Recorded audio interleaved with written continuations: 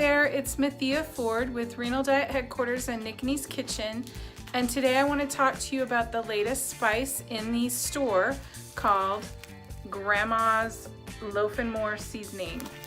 And this Loaf and More seasons one packet, seasons 1 pound of a ground meat, ground turkey, ground chicken, ground beef, any type of meat that you want to mix it into, you can use it for.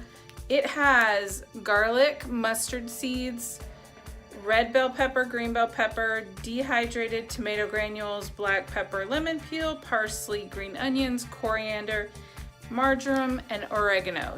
So it's got a great mix of different spices. But one of the things I want to tell you about this is that it's got a small amount of sodium in the packet. Now usually we come out with salt-free products, but it's got a small amount of sodium. It has 15 milligrams per packet, and that's because of the dehydrated tomato granules.